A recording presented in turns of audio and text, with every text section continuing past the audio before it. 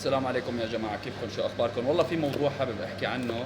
تمام، شفته منتشر كثير هلا على السوشيال ميديا. في شخص سوري طالع وطالع فيديو سابب على الجزائر وعم يهدد. المهم هلا أول شغلة حابب أطرح كذا نقطة بهذا الفيديو. أنا أول نقطة لأنه هذا الشخص مجرد إنه شخص تافه ما له أساسا، يعني شلون بدي أقول لك، ما له قيمة أساسا، لا معنوية ولا قيمة بأي شيء بسوريا. طبعا مجرد شخص حب يرمي فتنة هو، تمام، مثل كثير ناس عم ترمي فتنة بهذا الوقت.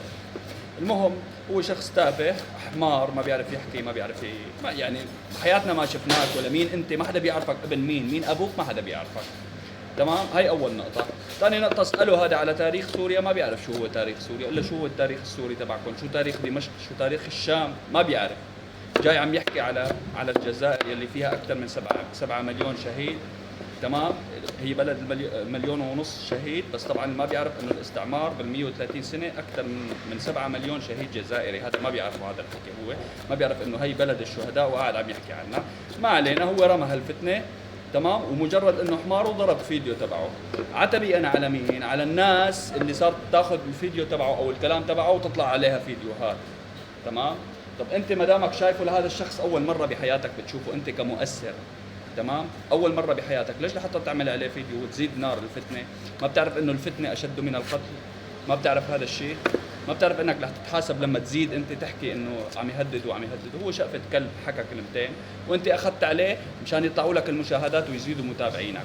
اول شيء انت شغلك كله حرام، حرام انك تزيد بالفتنه. ثاني شيء يا جماعه اللي حابب وصله انه هاي الجزائر لا انت ولا ابوك بيقدر يطولها. تمام، ونحن عايشين فيها الحمد لله واكلين من خيرها وما بننكر هذا الخير، الا اذا كان واحد قليل اصل مثل هذا اللي حكى الفيديو شقفة. ما بدي احكي ومشان ما يحضروا لي الفيديو. المهم العتب على البهايم اللي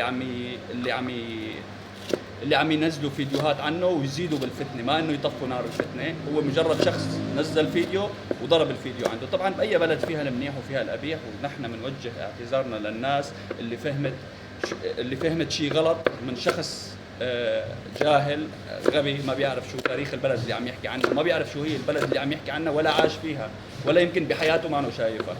تمام، فبحب اقول للناس المؤثرين اللي عم ينزلوا عن هذا الموضوع الله يكسر ايديكم، لانكم انتم عم تزيدوا بالفتنه. تمام، وهذا الشيء ما بيصير. وبحب ذكر كل شخص بيحكي عن الجزائر رجع على تاريخ الجزائر، بتعرف شو هي الجزائر، ولا تضلك تطاول بلسانك. هي نقطة لازم نركز عليها، ونركز على المؤثرين اللي عم يزيدوا بالفتنة. لا تزيد بالفتنة يا ابني، لأن الفتنة أشد من القتل. السلام عليكم.